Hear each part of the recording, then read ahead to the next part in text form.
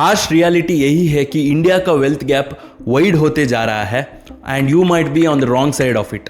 हमारा economy advisory council ने recently एक रिपोर्ट प्रिपेयर किया था और उस रिपोर्ट में ये निकल कर आया है जो सुन के आप हैरान हो जाएंगे। आप गेस करो कि आपका मंथली इनकम कितना रहना चाहिए ताकि आप इंडिया का टॉप 10% में रह सके। तो मैं आपको 3 सेकेंड्स देता हूं। 25,000। मजेदार बात यही है कि इंडिया का टॉप 1% के पास अराउंड 70% ऑफ वेल्थ है। इंडिया का इस वेल्थ इनइक्वालिटी हाईएस्ट है और ये वर्स होते जा रहा है। तो इस इनइक्वालिटी को डायरेक्टली इंपैक्ट करना हम एज ए इंडिविजुअल हमारे हाथ में नहीं है, पर हम किस ग्रुप में रह सकते हैं वो कंप्लीटली हमारे हाथ में है। इंडिया जैसा थर्ड वर्ल्ड कंट्री में सिर्फ हार्डवर्क और डेडिकेशन से काम नहीं चलेगा, आपको डीप अंडरस्टैंडिंग चाहिए किस तरह सिस्टम काम करता है, किस तरह हायर हायरार्की आपको डिस्ट्रैक्ट और मिसलीड करते हैं। तो इसीलिए इस वीडियो में मैं आपको 3 ऐसा चीज बताऊंगा जो आपको अवॉइड करना है ताकि आप बेटर साइड में एंड अप हो जाए इस आने वाले दिन में। The first step in solving a problem is realising that there is one. तो सबसे बड़ा प्रॉब्लम कई सारा लोगों में यही है कि वो एक्सेप्ट नहीं करते हैं कि प्रॉब्लम एग्जिस्ट होता है। वो नॉर्मलाइज कर चुके हैं एवरेज रहना और पेचेक टू पेचेक जीना। जब आप आपके फ्लॉस और प्रॉब्लम्स को रिकॉग्नाइज करते हैं तो पहले स्टेप में है उस प्रॉब्लम को सॉल्व करना। तो हमारे देश में यूथ्स में सबसे बड़ा प्रॉब्लम यही है कि एंटरटेनमेंट कंजप्शन। तो चाइना का टिकटॉक वीडियोस आप देख सकते हैं यहाँ पर, और उसी तरह इंडिया का इंस्टाग्राम रील्स के वीडियोस आप देख सकते हैं। तो ज्यादातर चाइना का टिकटॉक वीडियोस एजुकेटिव कंटेंट है, पर इंडिया का जो इंस्टाग्राम रील्स है उसमें 99% कंटेंट बिल्कुल घटिया है, कोई किसी भी तरह का एजुकेशन नहीं है वहां पर। देखो दोस्तों, टॉप 1% लोगों का एक सिंपल रूल है, produce more than you consume. तो इंडिया एक ऐसा देश है जहां पर बहुत ज्यादा एंटरटेनमेंट कंजम्पशन होता है। हॉलीवुड के लोग जब उनके मूवीज रिलीज करते हैं ज्यादा प्रमोट इंडिया में करते हैं क्योंकि ज्यादा कंज्यूमर्स यहाँ है। और उसी तरह आजकल कई सारा उनके मूवीज में इंडियन एक्टर्स को कास्ट कर रहे हैं ताकि इंडियंस उनके मूवीज देखे, तो उस लेवल का है। और यूट्यूब में भी आप देख सकते हैं foreigners reaction YouTube channel open करके बैठ चुके हैं, सिर्फ रिएक्ट कर रहे हैं इंडियन मूवीज को और वीडियो म्यूजिक्स को, और मिलियंस ऑफ व्यूज ले रहे हैं। मतलब इतना टाइम है आपके पास इंटरनेट में एंटरटेनमेंट कंज्यूम करने के लिए। देखो दोस्तों, मैं हमेशा जिम और एक्सरसाइज को जाना बिजनेस से कंपेयर करता हूं, क्योंकि जिम में एक्सरसाइज करने के वक्त एक सिंपल रूल है, अगर हमको बेटर रिजल्ट्स लेना है तो हमारा एक दिन में तो हमारा कैलोरी आउटपुट ज्यादा रहना है कैलोरी इनटेक से। तो उसी तरह अगर आपको एंटरप्रेन्योरशिप में और लाइफ में भी अगर आपको आगे बढ़ना है तो एक सिंपल रूल है, तो आपको प्रोड्यूस ज्यादा करना है और आपका कंजप्शन कम रहना चाहिए। और दोस्तों, आजकल आईपीएल जो चल रहा है, मतलब बचपन से ही मैं आईपीएल क्रिकेट को ज्यादा फॉलो करते आ रहा था, इवन मेरे कॉलेज लाइफ में भी। और जब मैंने डिसाइड किया कि ओके मुझे कुछ करना है और एवरेज नहीं बनना है, तब मेरा इंटरेस्ट कंप्लीटली आईपीएल और क्रिकेट से बहुत ही कम हुआ और आज भी मैं उतना फॉलो नहीं करता हूं। और अगर मुझे आप फॉलो करते आ रहे हैं तो मैं 2017 से एक ई-कॉमर्स एंटरप्रेन्योर रहा हूं, मल्टीपल ब्रांड्स मैंने लॉन्च किया है, और उसी तरह 2019 से मैं कंटेंट भी अपलोड करते आ रहा हूं यूट्यूब पर। आजकल मैं नोटिस करता हूं कई सारा यंग लोग मेरे से और मतलब ओल्डर लोग भी, वो ऐसा बिहेव करते हैं जैसे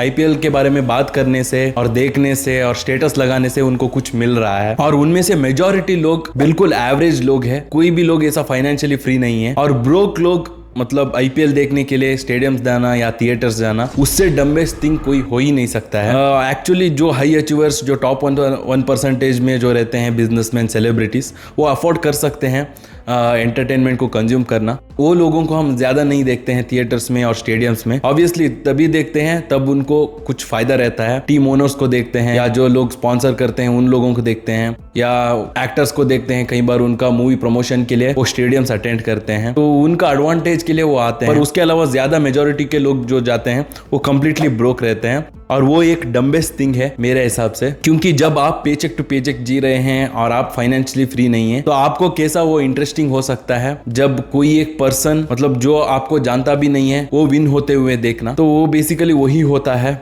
हर एक आईपीएल में हम नोटिस कर सकते हैं। और कुछ लोग तो मतलब इन सेलिब्रिटीज को, क्रिकेट प्लेयर्स को और इवन पॉलिटिशियंस को ब्लाइंडली फॉलो करते हैं। तो वही हमारा सेकंड पॉइंट है, follow and study, don't just be A fan. तो इसका मतलब क्या है कि जो भी आप आइडियल मानते हैं, चाहे वो सेलिब्रिटी हुआ हो, एक्टर्स या क्रिकेट प्लेयर्स हुआ हो, या इवन पॉलिटिशियंस या बिजनेसमैन हुआ हो, उनके जैसा बनने की कोशिश करना है। अगर आप ब्लाइंडली उनको फॉलो कर रहे हो एज ए फैन, तो आप एक्सपेक्ट नहीं कर सकते हैं टॉप 1% पे रहने का। और आजकल इंडिया में एक टॉक्सिक फैन कल्चर है, मतलब सेलिब्रेट कर लिया जाता है फैन बनना। इवन फैमिलीज में भी पेरेंट्स प्रमोट करते हैं, वो खुद फैन बन चुके होते हैं, ब्लाइंडली फॉलो कर चुके होते हैं किसी पर्सन को, और उनका बच्चे लोग भी वैसे ही करते हैं। तो ये one of the stupid thing जो चल रहा है आजकल, स्पेशली इंडिया में ज्यादातर। तो आपको इन चीजों को रिकॉग्नाइज करना चाहिए। सबसे पहले किसी भी पर्सन को ब्लाइंडली आप फॉलो नहीं कर सकते हैं। हाँ, बस अगर आप उनको स्टडी कर रहे हो और उनके जैसे बनने की कोशिश कर रहे हो तो वो एक अच्छी बात है, पर आप अगेन ब्लाइंडली फॉलो करना और एक डाई हार्ड फैन बनना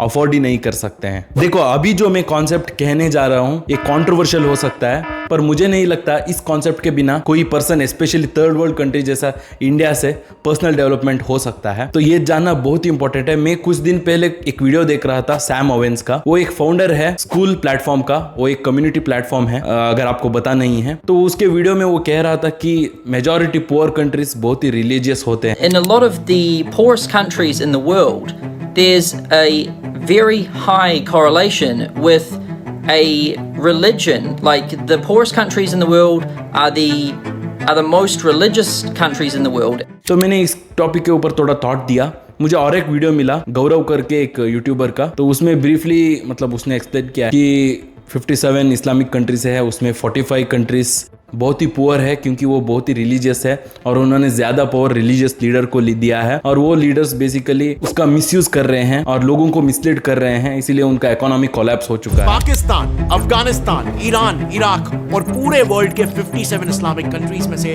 45 देश आज गरीब है, और बाकी के जो 12 देश है वो भी मेजरली अपने तेल की वजह से ही अमीर है।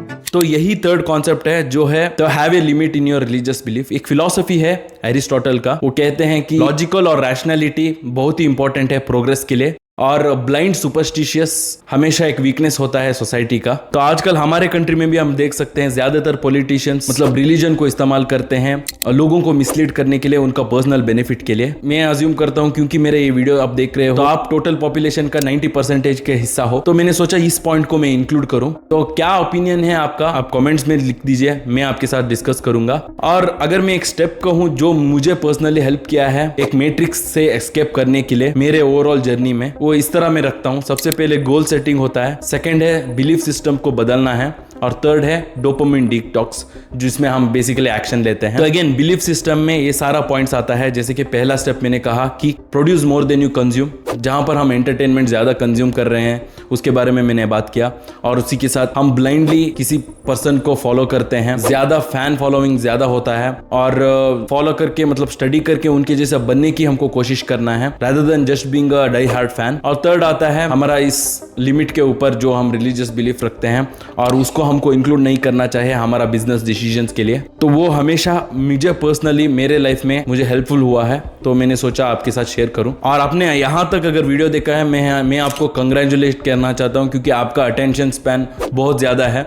मतलब एवरेज मेल का अटेंशन स्पैन ऑलमोस्ट 8 सेकेंड्स है। आजकल सारा लोग सोशल मीडिया मतलब जो इंस्टाग्राम पर रील स्क्रॉल करते हैं उससे उनका अटेंशन स्पैन कंप्लीटली फ्राई हो चुका है।